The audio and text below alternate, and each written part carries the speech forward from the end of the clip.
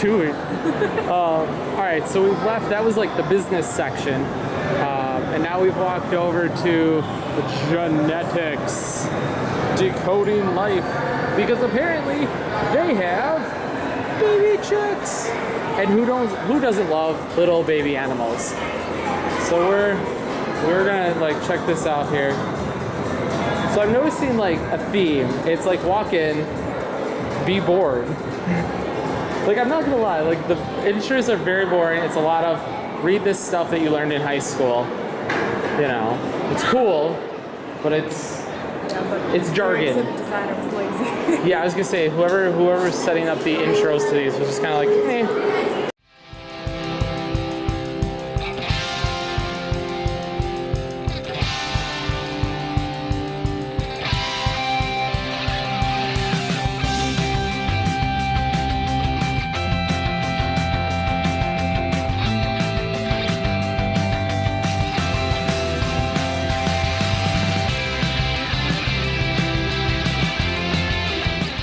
I apologize too, guys, if the sound quality is a little horrible.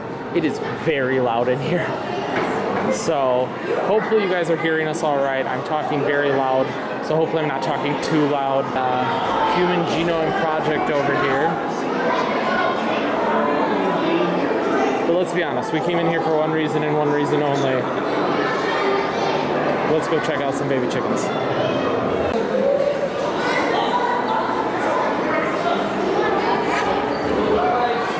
Look at all those chicks.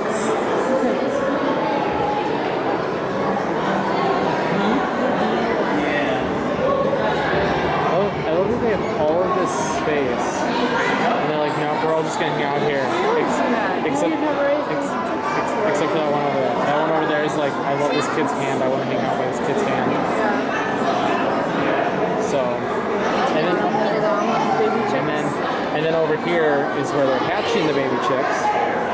So there's a bunch of. This feels very Jurassic Park to me. This feels very like. I am afraid that those are not chickens, and those are actually velociraptors. Those are velociraptor eggs. Don't lie to me. We're gonna mosey on. I miss raising quails and pheasants and stuff. Yeah. Yes, Roxy grew up raising a lot of strange animals. Mostly bobwhite quails. Yeah.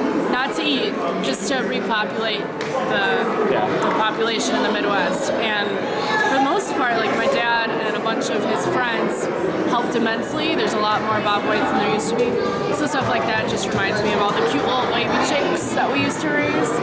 Maybe someday we'll do a video. Half the size of that though. Maybe someday we'll do a video on all the things that you've raised and had as pets, because that's kind of an interesting subject. So yeah, for most people, for me it's just old news. But yeah.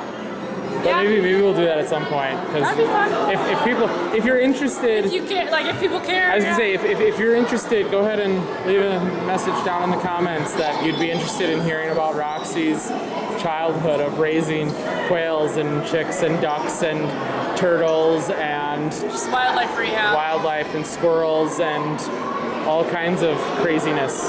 So, but that's me.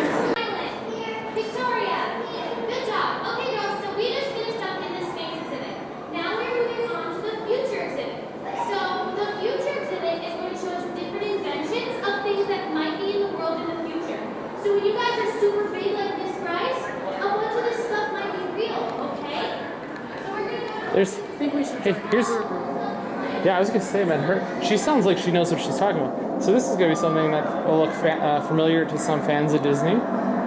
Little Paris action. Of course, that's gone now, so. I know.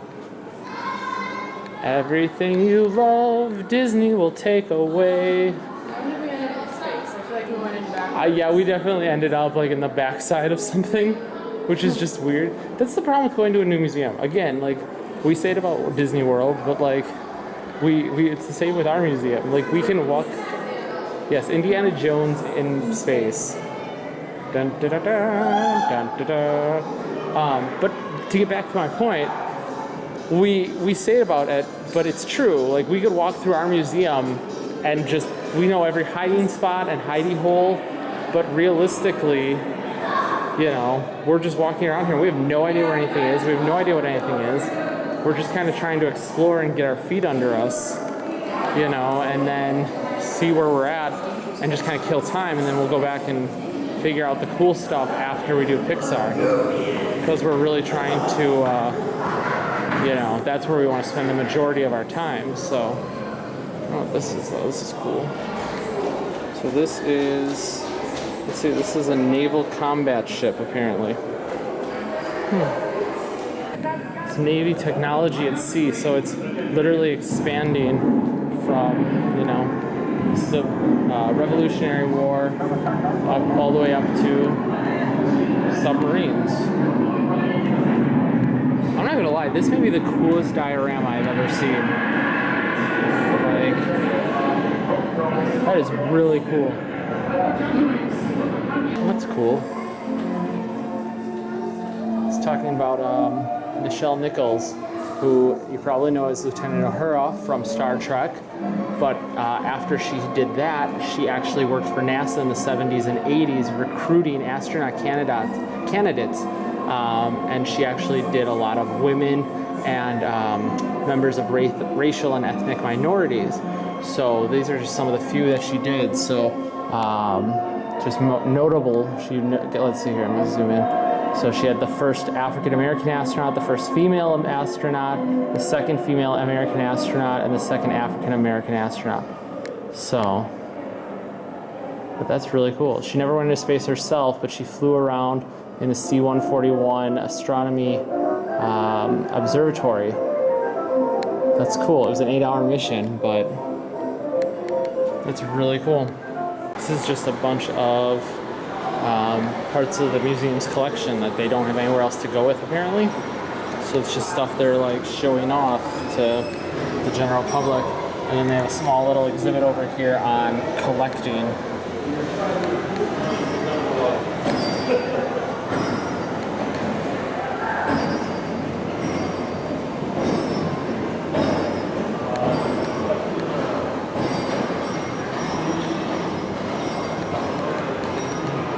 So a souvenir toy of an intramural bus from the Century of Progress celebration in 1934. This is a bridge cable section. The one's used in the San Francisco-Oakland Bay Bridge. Each contains 17,464 wires with a tensile strength of 235,000 pounds per square inch. Wow.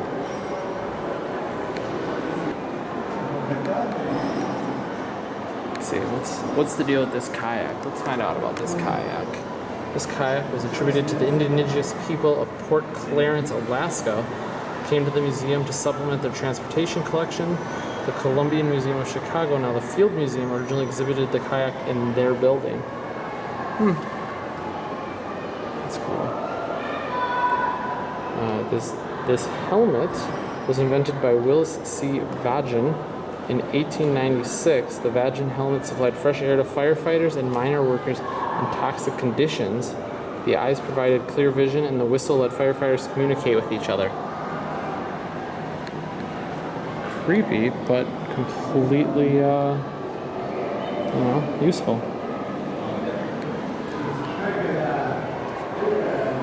There's so much stuff here. I mean, it would take days to just get through all of this. And unfortunately, we have 6 hours to get through the whole museum.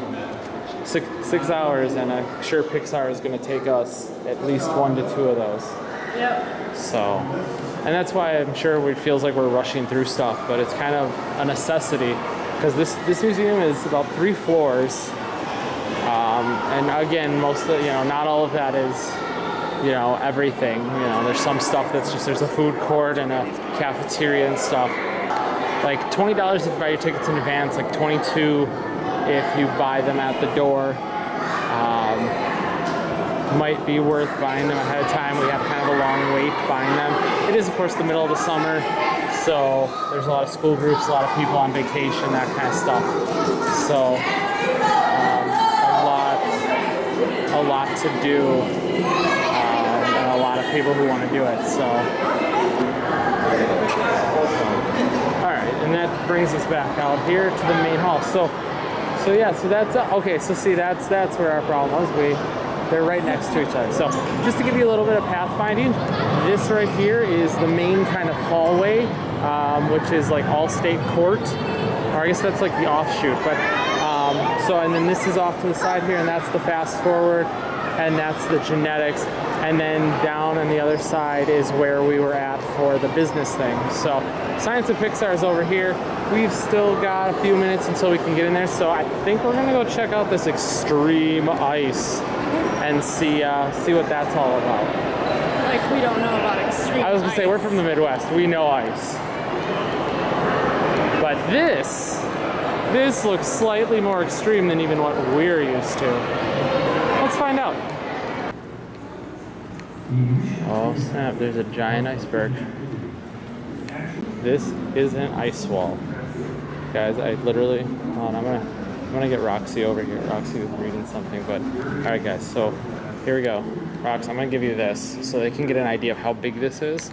Guys, I'm 6 feet tall.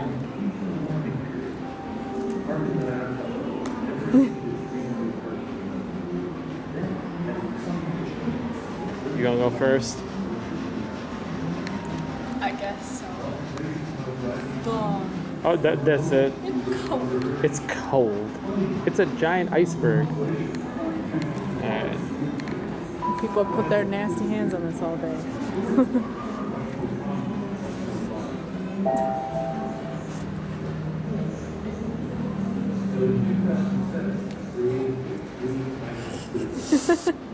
Yeah, that is extremely cold. Oh, that is what, 10 seconds maybe? I don't even think I was on there that long, was I? It was 10 seconds, and my hand is like completely frozen.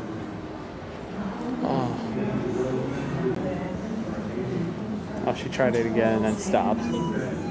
He's like, just kidding. I don't enjoy being cold. If you think that's bad, I remember one time I was at a Titanic exhibit. That's the time I've seen it. And I was gonna say they had something like this, but they also had a different Titanic exhibit I was at. They had one where you could put your hand in water that was 28 degrees because it was the saltwater temp from the night the Titanic sank. And I literally had my hand in there for a good like 20 seconds. That was a mistake. Yeah. Yeah, that is ridiculously cold. It's No, I don't enjoy that. Is this backwards again? no, I think we're supposed to walk in this way. So, but yes, this is Earth Revealed. So this feels live shows at 11 and 2, but we're not anywhere near that. But I think this is just like a, and we can all learn how to be living with the land. Sounds like the same. I don't know if you guys can hear it, but it literally, I think, is the same narrator.